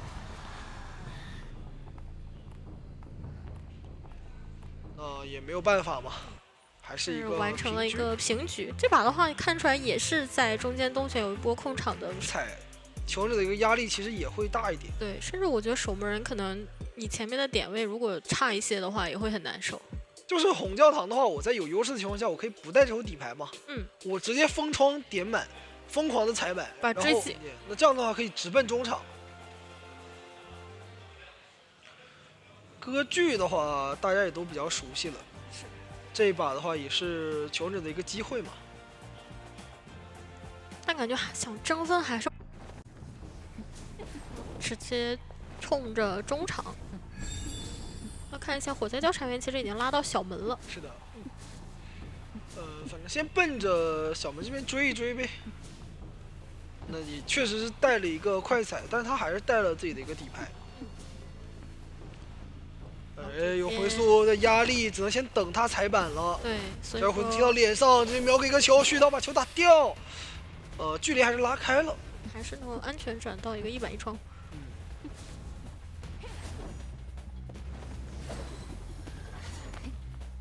是知道你没有封窗。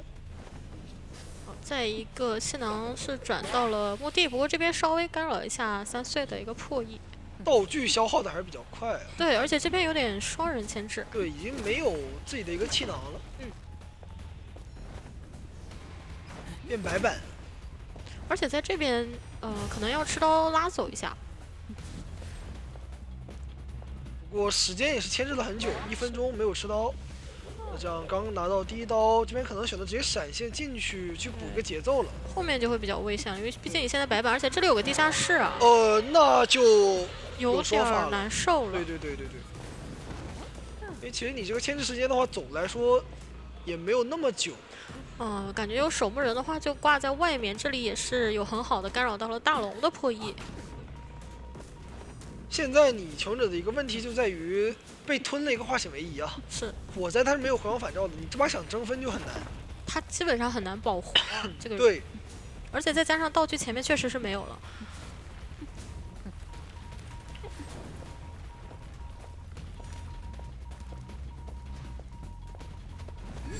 拿一刀。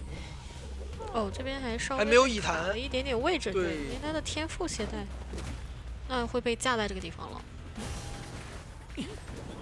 但这个板区博弈不错。是的，把自己的一个板弹给用出来了。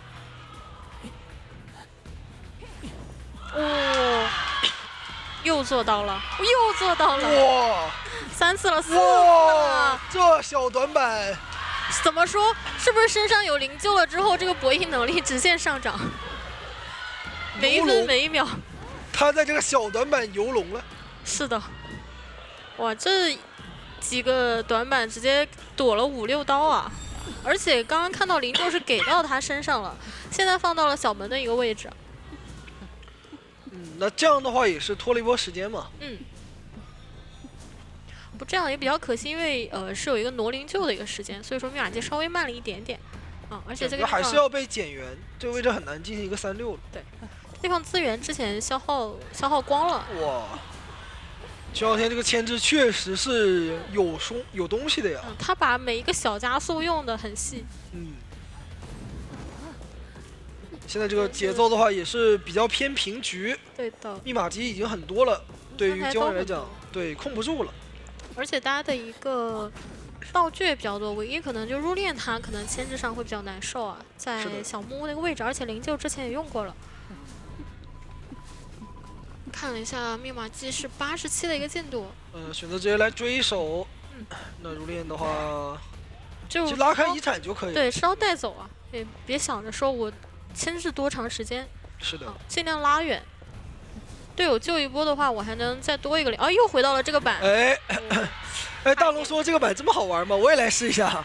结果怎么说呢？还真挺好玩，因为我撑到了这个吃这个回光返照效果。密码机是点亮了。看一下这里能不能去拖住。一个预判回缩，躲一刀再翻，还是震慑了。但是这边大门是有人的，要踢吗？2个门其实有一个传送，有一个门是点不开的。选择先挂人，那小门的话是有一些进度，但是因为是杂技点门嘛，但是大门的守门人可以给压力啊。你不赶走他，他可以过来救的。是的。对，所以说现在选择传送，但是大门要不要救人？那我们来看一下，这边可是有地窖的。这把的话有点问题了。对，如果不回去的话，但是没回去，说给个红球，怎么说踩到了？那边人已经救下来了。是的，而且入殓师还有一个灵柩，可以点3岁化。他是不是见过这个杂技啊？肯定见过的吧？还是说就是让他冲？要跳地窖了，这个位置一个突敲过来，怎么走吗？走了，到了地窖，3跑，3人开门。到了后面的一个救援上，其实野人反而起不到太多的一个作用，可能让空军跟气象来会更好。邦的话，我现在因为他这个手椅能力还是非常强的嘛，对吧？然后你也不是特别好卖。最大的问题就是怎么样去追击，一旦追到人的话，就比较快的话，那你求生者这个阵营压力是很大的。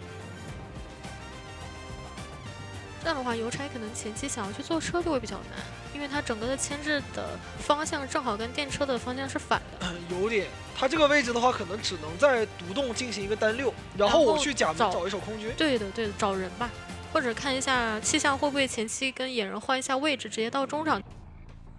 看一下，直接去独栋方向追击大龙的邮差。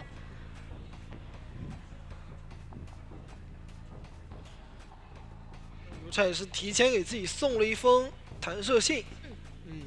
看这个位置怎么样去拉扯了。稍微等了一下，现在有3弹，选择是直接盖板。江梦这边也没有急啊，前面的雷是攒着的，所以说现在数量非常多。现在的话，暂时这个距离还有点拉不开啊。对，而且3岁的话，刚刚其实也没有修的特别舒坦。哎，有一个连雷的机会，但被躲掉了。那要不要来个落地狗呢？没有给。哎呦！炸到哦，直接过板拿到了这一刀。这波的话，一炸一刀啊，效率太拉满了。对，而且一直有干扰到空军这边的破野，这个我路好像有点封死了。哇，遥控炸到了3岁那边，还能这么扑雷，这4角大阵，这邮差没有地方走，有点说我中间给你留个空隙，你就往中间站吧，对四面都给你封起来了。那空军的话也是没有办法救人了，对，被通缉到了，而且刚刚也确实掉了状态，飞轮也交过了。那没事啊，我不怕你不救呀，对吧？你不救我就就塞上雷了。对，你救的话呢，那你压力大；你不救呢，这个人淘汰的快。哎呦，好，哇，救的已经是非常漂亮了。吃一个插刀把人给稳救下来，但是邮差离很难，26已经被炸了。没有遥控，只要往后走就要被炸。这一把的话，哇，多打了一刀还开了自己的2阶。求生者压力很大了，因为外面的话都是一个比较差的状态。这波把这个邮差挂上之后，你剩下的人你是不敢救的。但是你不救的话呢，仙雾这边2阶加我手里有移形，感觉接下来都很难受。主要他技能还没交，你敢来开枪吗？对，对吧？是的。你最多只能让气象给一个耳鸣过来卡一下，但还是压力太大了，说实话。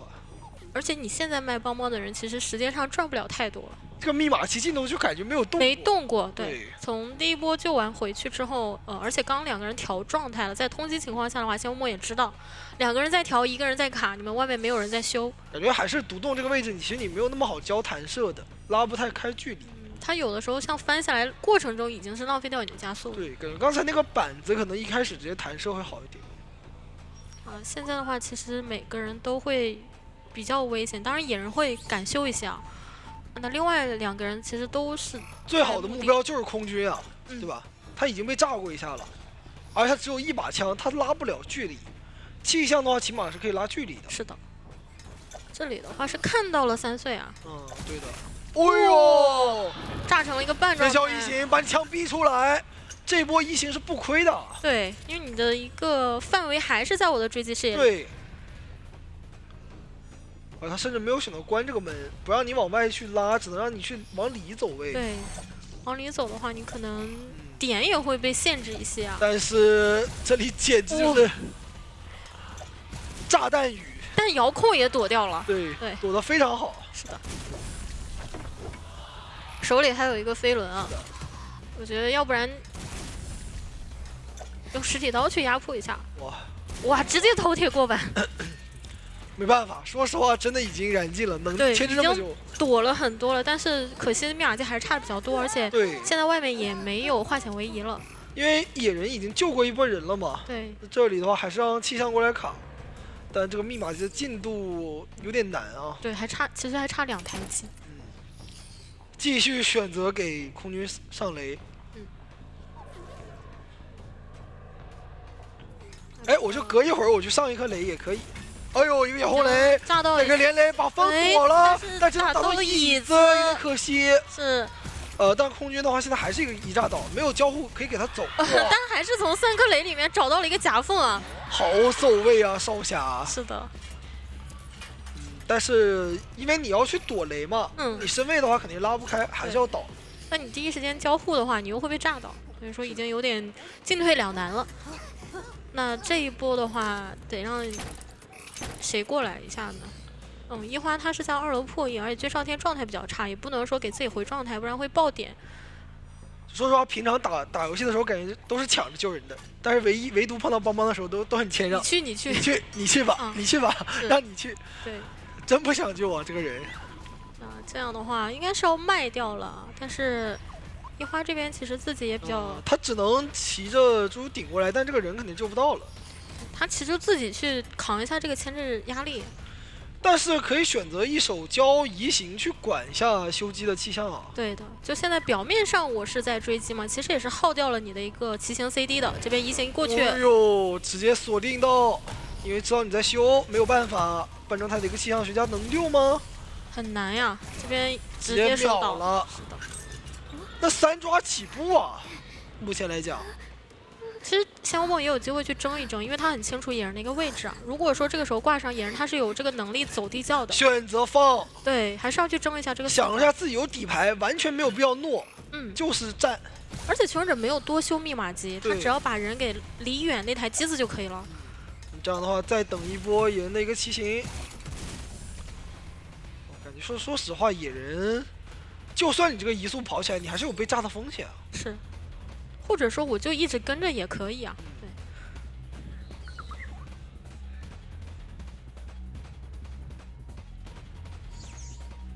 说他这个骑行 CD 已经要结束了，好，前面一个冲刺拉远，但下来有一个给到瞄准的一个机会。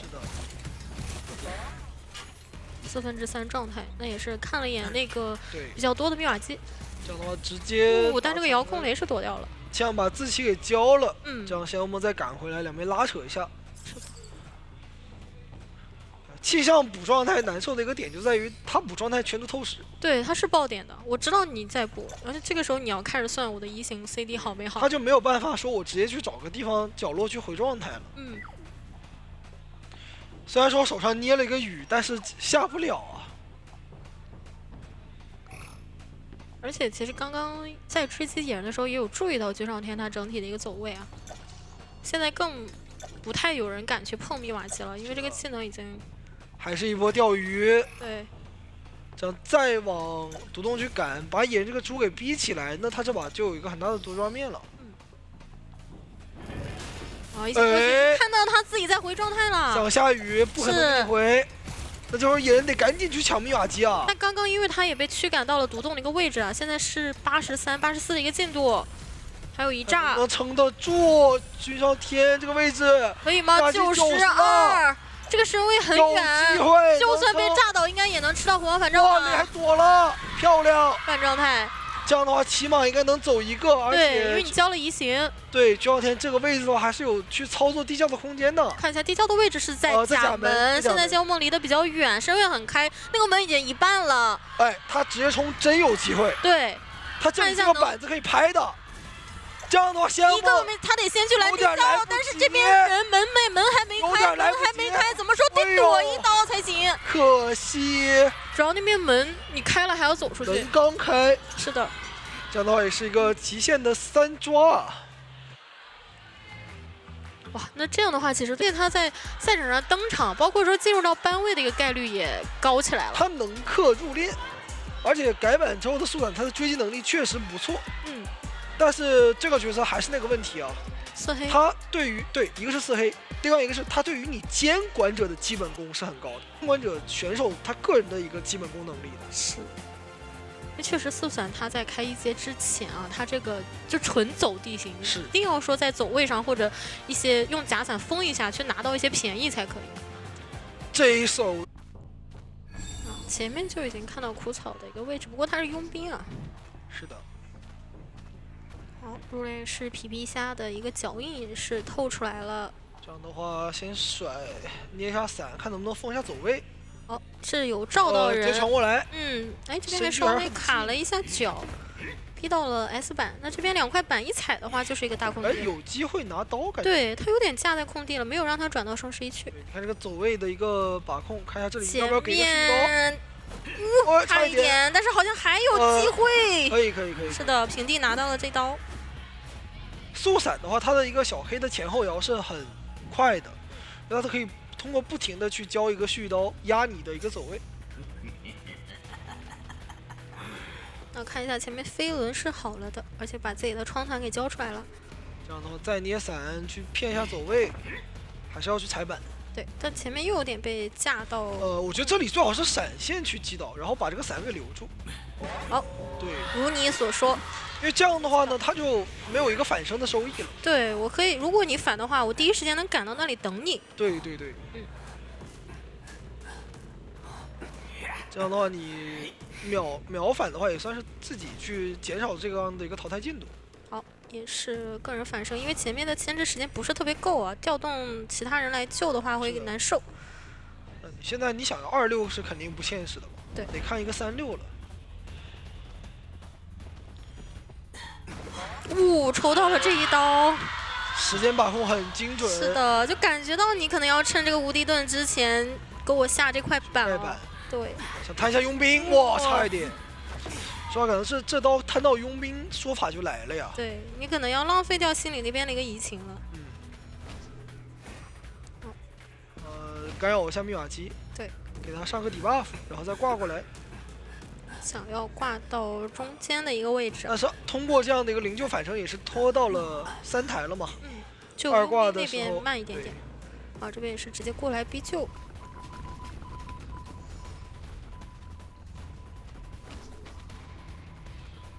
他也不是很担心被人偷，对，直接去硬追佣兵。但这里的护腕其实逼的会比较多。有一个清刀，可惜没有拿到。